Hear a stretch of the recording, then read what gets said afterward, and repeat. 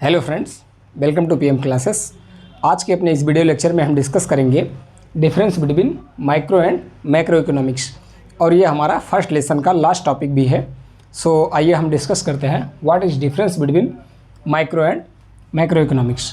अगर हम micro and macro economics के बीच में जो अंतर है उसे इसके वर्ड के लिटरली मीनिंग के थ्रू जानने का प्रयास करें तो वर्ड माइक्रो का मतलब होता है स्मॉल और वर्ड मैक्रो का मतलब होता है लार्ज।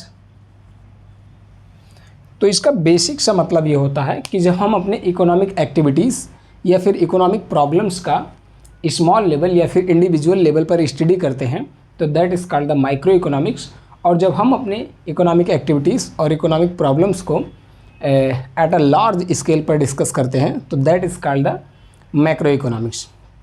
इसे और बेहतर तरीके से हम एक एग्जाम्पल के थ्रू समझते हैं।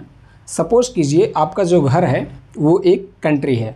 अब आपके घर में अलग अलग लोगों का अलग अलग काम है, अलग अलग व्यवसाय करते हैं वो, और उनकी अपनी अलग अलग इनकम है। जब हम घर के एक एक सदस्यों का स्टडी करते हैं, उनके इकोनॉमिक एक्टिविटीज़ का स्टडी करते हैं तो ये हमारा माइक्रो कहलाता है, और जब हम पूरे घर का ही अध्ययन करते हैं, स्टडी करते हैं तो वो हमारा मैक्रो कहलाता है। बेसिकली यही हमारा डिफरेंस है माइक्रो एंड मैक्रो के बीच में। आइए इस डिफरेंस को हम और अच्छे से थोड़ा क्लैरिफाई करते हैं। तो what is micro economics? Study of economic activities at the individual level.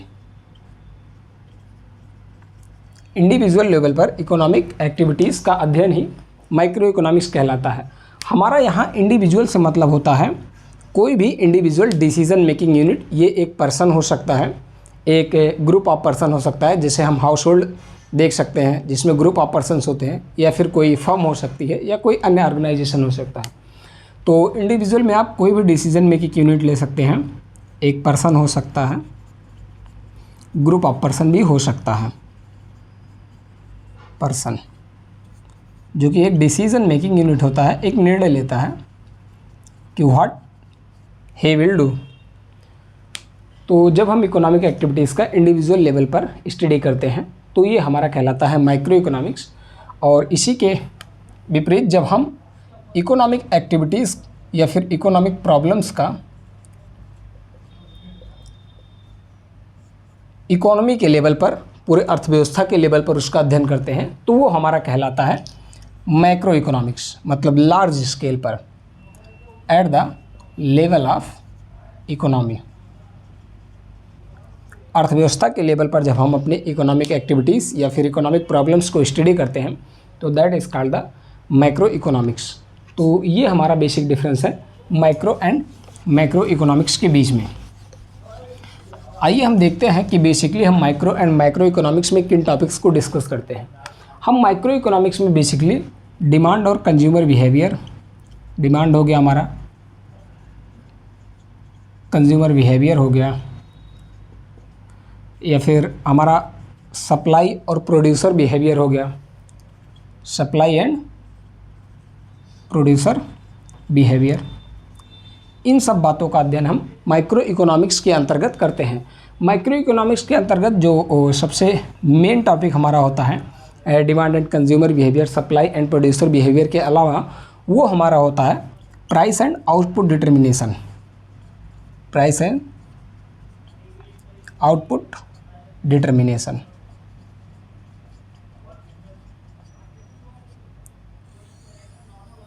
मूल्य और आउटपुट का निर्धारण भी हमारा माइक्रो इकोनॉमिक्स के अंतर्गत एक बहुत ही इंपॉर्टेंट टॉपिक होता है।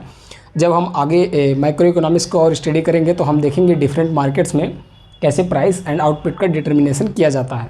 तो बेसिकली इन सभी टॉपिक्स को हम माइक्रो इकोनॉमिक्स के अंतर्गत डिस्कस करते हैं, और माइक्रो इकोनॉमिक्स में हम उन इश्यूज़ को डिस्कस करते हैं जो at a level of country होते हैं। जैसे हमारा हो गया aggregate supply and demand, aggregate supply and demand of the country.